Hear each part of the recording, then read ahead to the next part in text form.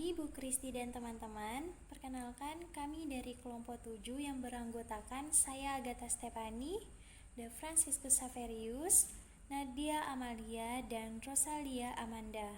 Kami dari kelompok 7 akan presentasi materi segitiga. Kiranya teman-teman dapat memahami dari materi yang telah kami jelaskan nantinya. Selamat menyaksikan. Baik teman-teman, di sini saya akan menjelaskan tentang definisi dari segitiga.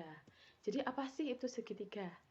Jadi teman-teman, segitiga itu merupakan poligon atau segi banyak yang memiliki 3 sisi. Dapat dilihat pada gambar di samping, itu merupakan sebuah segitiga. Itu kalau di samping itu namanya segitiga sembarang. Nanti kita akan bahas bersama-sama. Nah, apa sih yang membentuk sebuah segitiga itu ya teman-teman? Jadi segitiga itu dibentuk oleh 3 ruas garis. 3 ruas garis yang saling berpotongan pada 3 titik sudut. Jika kita lihat pada gambar di samping, nah itu ruas garis AB, ruas garis BC, ruas garis CA itu saling berpotongan pada titik sudut A, B, dan C. Nah itu dinamakan segitiga. Pada kesempatan kali ini, saya mendapatkan tugas untuk menjelaskan mengenai berbagai macam maupun jenis-jenis yang terdapat pada sebuah bangun segitiga. Pasti teman-teman gak sabar nih untuk melihatnya. Baiklah, untuk mempersingkat waktu, baiklah kita simak video berikut ini. Sebelum mengenal lebih dalam mengenai jenis-jenis maupun berbagai macam pada sebuah bangun segitiga, aku pengen ngasih tahu nih, ternyata segitiga itu dikelompokkan menjadi 2 bagian. Yang pertama, segitiga menurut panjang sisi, dan yang kedua itu segitiga menurut salah satu besar pada sudutnya. Selanjutnya, kita kan udah tahu itu segitiga itu ada 2 bagian.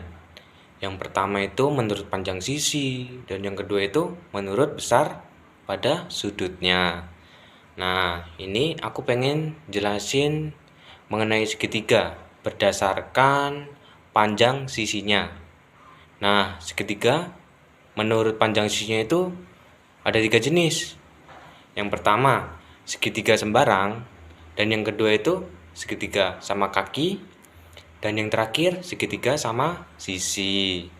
Nah, pada slide kali ini aku pengen jelasin mengenai segitiga sembarang. Kenapa sih dinamain segitiga sembarang? Ternyata dinamakan segitiga sembarang itu karena sisinya berlainan. Terus habis itu segitiga sembarang itu memiliki berbagai ciri-ciri. Yang pertama, coba lihat pada gambarnya itu ya. Yang pertama itu panjang ketiga sisinya berlainan. Nah, yang berlainan itu ada garis AB, terus garis BC, terus yang garis CA itu juga beda kan panjangnya. Nah, makanya dari sini tuh kita tahu, oh sisinya itu berlainan. Makanya itu dinamakan segitiga sembarang. Nah, selain sisi-sisinya yang berbeda itu, ternyata ada ciri yang lain, yaitu besar ketika sudutnya berbeda maupun tidak sama. Nah, sekarang yang slide berikutnya itu gambar apa ini ya? Oh, gambar segitiga sama kaki. Kenapa coba dinamain segitiga sama kaki? Nah, alasannya itu karena pada gambar ini segitiga itu cuma memiliki 2 buah sisi yang sama panjang. Nah, terus pada gambar ini memiliki ciri-ciri hampir sama sih kayak tadi, cuman bedanya cuman ada 2 buah sisi yang sama panjang. Kalau tadi kan beda-beda itu. Nah, mana aja sih yang sama panjang? Nih, coba lihat ya. Pada panjang AB, garis AB itu lihat AB. Nah, di situ kan sama panjang itu, sama garis AC tuh sama panjang kan. Nah, terus ciri-ciri yang berikutnya itu memiliki dua buah sudut sama besar. Yang mana sih sudutnya? Oh, ternyata ini sudutnya, sudut B. Nah, sudut B ini berpasangan atau apa ya, sama dengan sudut bagian C. Nah, makanya dengan ciri-ciri berikut itu dinamakan segitiga sama kaki. Nah, kali ini yang ketiga itu segitiga sama sisi. Kenapa ya dinamain segitiga sama sisi? Oh, ternyata itu. Ini dinamakan segitiga sama sisi karena segitiganya memiliki sisi yang sama panjang ketiga-tiganya. Nah, coba perhatikan gambarnya. Ternyata segitiga sama sisi itu memiliki ciri-ciri. Yang pertama, ketiga sisinya sama panjang. Coba perhatiin. Pada panjang AB itu sama dengan panjang BC. Nah, selain itu panjang AC juga sama. Nah, makanya kan ketiga sisi ini sama panjang. Nah, terus yang ciri-ciri yang kedua itu sudut-sudutnya itu sama besar. Masing-masing itu 60 derajat. Nih, coba lihat. Ada yang sudut A, sudut B, sudut C. Sama itu. Masing-masing 60 derajat. Nah, tadi kan udah meninjau segitiga berdasarkan sisi ya, berdasarkan sisi. Nah, kalau sekarang aku pengen jelasin mengenai segitiga berdasarkan besar sudut. Nah, itu tuh ada 3 juga ternyata. Yang pertama segitiga siku-siku, yang kedua segitiga tumpul, dan yang terakhir segitiga lancip. Nah, terus pada slide ini aku pengen jelasin mengenai segitiga lancip. Coba perhatiin dulu gambarnya. Itu dinamakan segitiga lancip karena ketiga sudutnya itu membentuk tajam gitu, lancip runcing gitu ya. Nah, ternyata ketiga sudutnya itu membentuk kurang dari 90 derajat. Nah, makanya dinamakan dengan segitiga lancip. Nah, pada slide ini ternyata namanya segitiga siku-siku. Ya, itu tadi karena segitiganya salah satu sudutnya itu membentuk sebuah siku. Coba perhatiin gambarnya deh dengan baik-baik. Jika satu sudut lebih dari 90 derajat disebut tumpul, lalu ketika sudut semua kurang dari 90 disebut lancip. Nah, maka yang sudutnya pas dengan 90 derajat itu disebut dengan segitiga siku-siku. Tapi tahu nggak sih teman-teman? Ternyata setiap segitiga siku-siku itu memiliki aturan yang namanya teorema Pythagoras. Bunyinya seperti ini. Kuadrat sisi miring sama dengan jumlah kuadrat sisi siku-sikunya. Atau apabila panjang sisi miring adalah C, dua sisi siku-siku adalah A dan B, maka hubungannya adalah C kuadrat sama dengan A kuadrat ditambah B kuadrat. Yang terakhir, aku pengen jelasin terkait segitiga tumpul. Coba lihat gambarnya. Dinamakan segitiga tumpul karena salah satu sudutnya itu tumpul.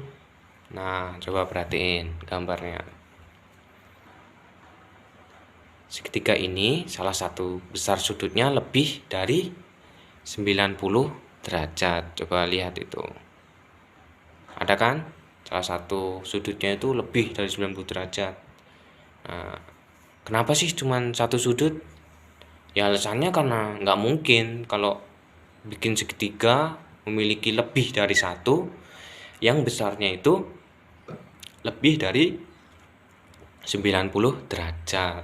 Nah, kalau dari gambarnya kan kelihatan tuh segitiga tumpul ya karena cuma ada satu yang nilainya 125 derajat. Nah, 125 derajat ini kan lebih dari 90 derajat.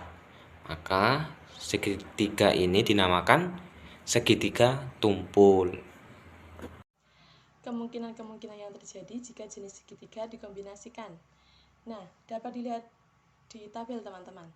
Itu terdapat segitiga hasil dari kombinasi, kemungkinan hasil dari kombinasi. Nah, akan saya bacakan beberapa saja. Itu misalnya segitiga sama sisi dengan segitiga lancip. Nah, akan bentuk kurang lebih segitiga lancip sama sisi. Nah, itu kemungkinannya berbentuk seperti itu. Itu memiliki 3 sisi yang sama dan 3 sudut lancip, yaitu kurang dari 90 derajat. Contoh lain misalnya segitiga sama kaki dengan segitiga lancip. Itu akan membentuk segitiga lancip sama kaki. Nah, itu memiliki 2 sisi yang sama dan 2 sudut lancip, kurang dari 90 derajat.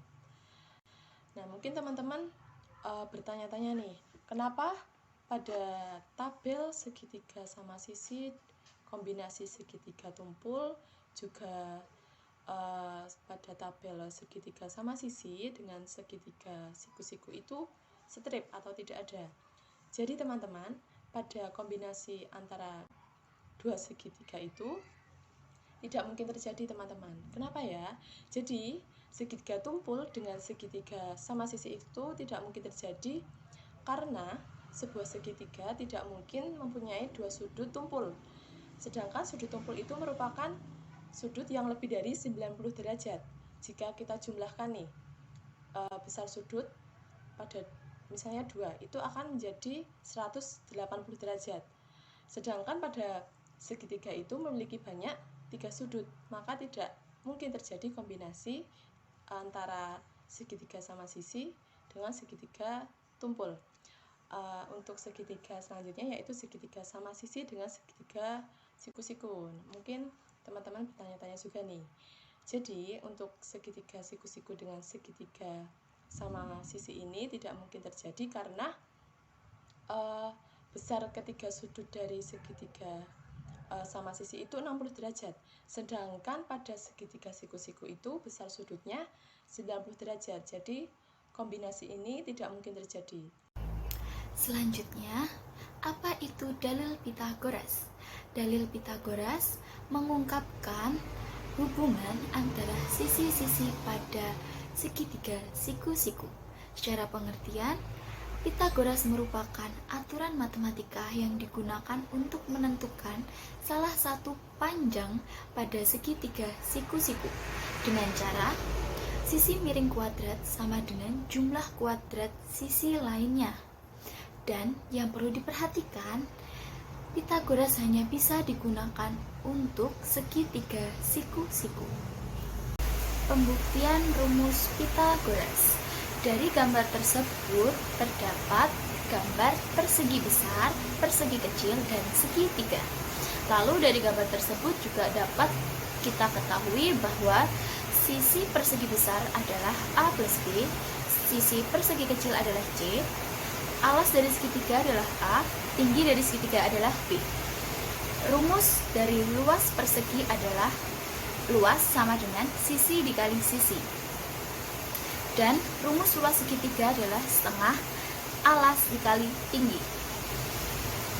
Untuk membuktikan rumus Pythagoras dari gambar tersebut dengan cara luas persegi besar sama dengan luas persegi kecil ditambah 4 luas segitiga.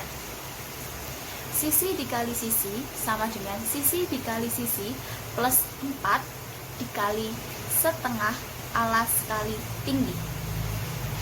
A plus B kuadrat sama dengan C kuadrat plus 4 setengah kali A kali B.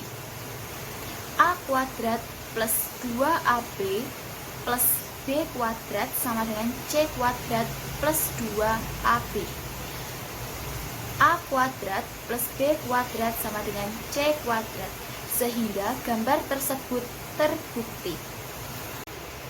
Rumus Pythagoras. Terdapat sebuah gambar segitiga siku-siku ABC. dengan sisi miring atau hipotenusa AB, sisi alas AC, dan sisi tegak BC. Rumus Pythagoras sendiri adalah A kuadrat plus B kuadrat sama dengan C kuadrat.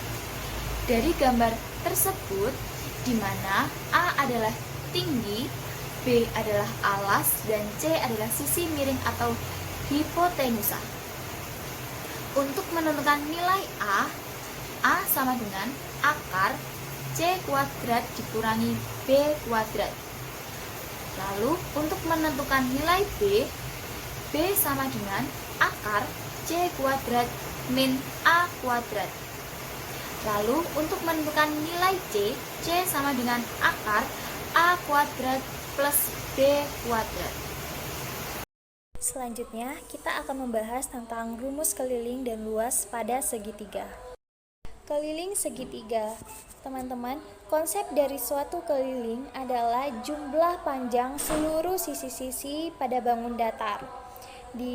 Teman-teman coba perhatikan pada PPT ini. Sini saya sudah menuliskan ada sisi 1, sisi 2, sisi 3, atau saya tulis dengan A, B, C.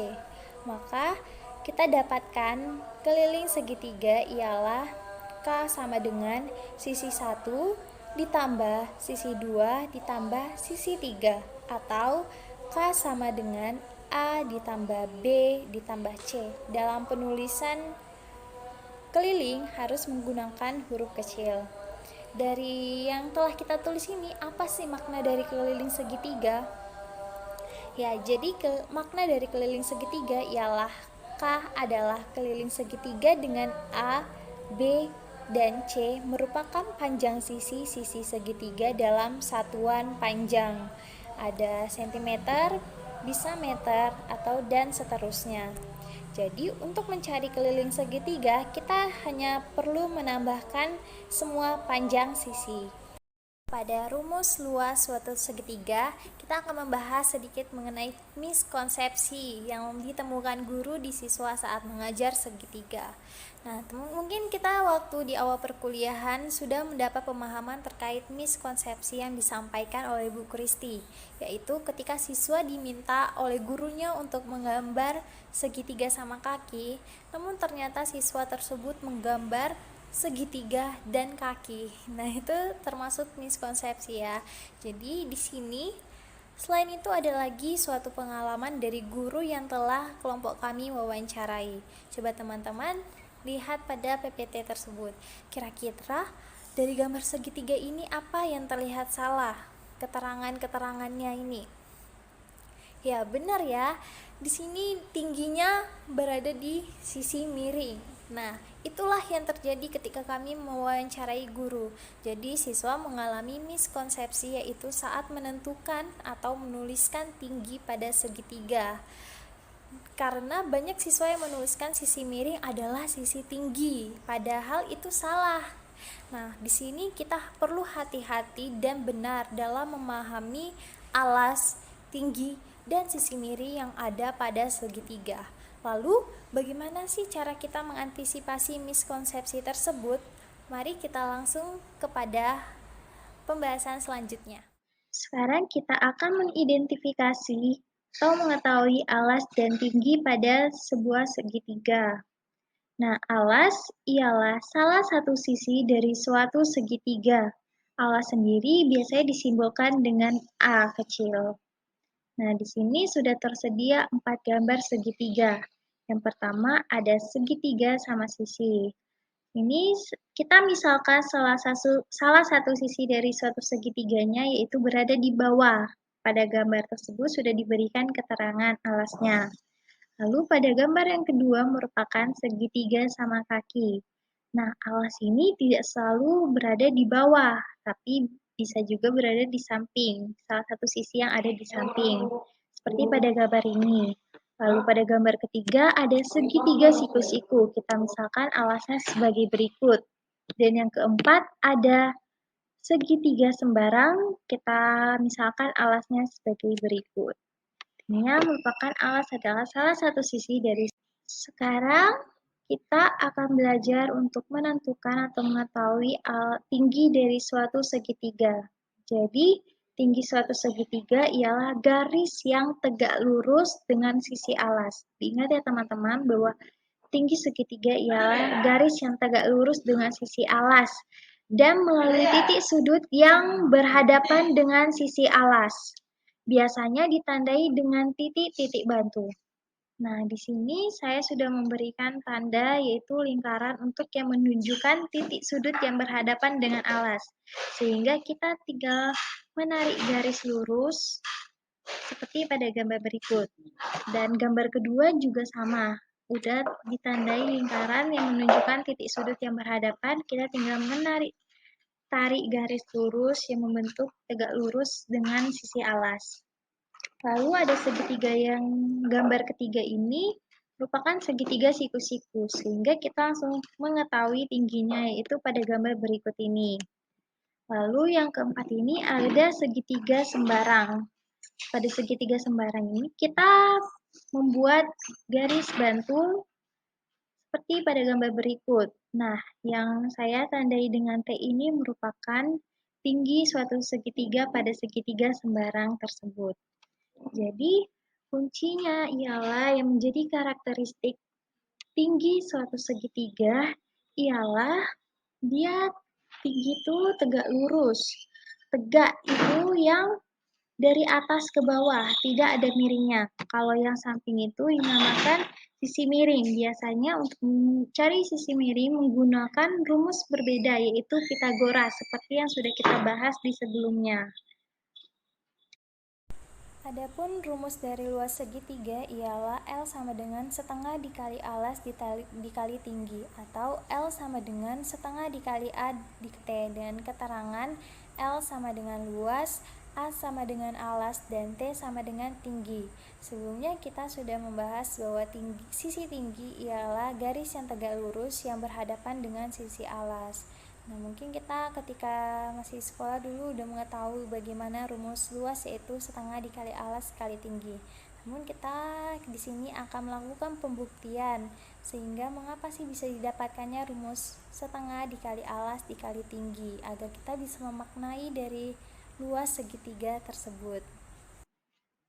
Kita akan melakukan pembuktian didapatkan luas segitiga yaitu setengah dikali alas dikali tinggi.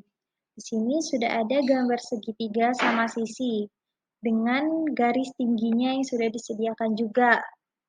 Dan ada dua warna yang berbeda yaitu hijau stabilo dan hijau tua agar memudahkan kita memperhatikan pembuktian ini. Dari garis tinggi itu kita bagi menjadi dua segitiga sama besar.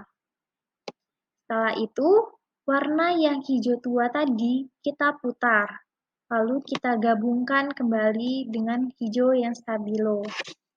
Dan ternyata dari satu segitiga bisa membentuk satu persegi panjang, di mana lebarnya persegi panjang ialah setengah dari alasnya. Jadi L sama dengan setengah alas. Dan panjang persegi panjang merupakan tinggi segitiga. Jadi P sama dengan T. Maka didapatkannya ialah L persegi panjang sama dengan panjang dikali lebar. Dan luas segitiga, maka P-nya ialah T dan L-nya setengah kali alas. Maka menjadi T dikali setengah alas. Jadi luas segitiga ialah Latihan soal keliling. Nomor 1, perhatikan gambar berikut. Diketahui segitiga sama sisi memiliki sisi yang sama panjang, sehingga pada gambar tersebut ditandai dengan garis satu pada setiap sisi. Panjang sisi pertama adalah 4 cm, sisi kedua 4 cm, dan sisi ketiga adalah 4 cm. Yang ditanyakan adalah keliling. Penyelesaiannya adalah keliling sama dengan sisi 1 ditambah sisi 2 ditambah sisi 3 sama dengan 4 tambah 4 ditambah 4 sama dengan 12 cm. Jadi, keliling segitiga pada gambar tersebut adalah 12 cm. Latihan soal luas. Nomor 2, perhatikan gambar sebagai berikut. Hitunglah luas segitiga tersebut. Diketahui, segitiga siku-siku dengan alas 8 cm, tinggi 6 cm, dan sisi miring 10 cm. Ditanya, luas. Penyelesaian, luas sama dengan setengah dikali alas dikali tinggi, sama dengan setengah dikali 8 dikali 6, sama dengan 4 dikali 6, sama dengan 24 cm persegi. Jadi, luas segitiga pada gambar tersebut adalah 24 cm persegi. Kita telah berada di akhir presentasi. Kiranya materi-materi yang telah kami jelaskan dapat dengan mudah dipahami oleh teman-teman semua. Mohon maaf jika ada kata yang kurang berkenan, dan sampai jumpa di lain waktu. Sekian dan terima kasih.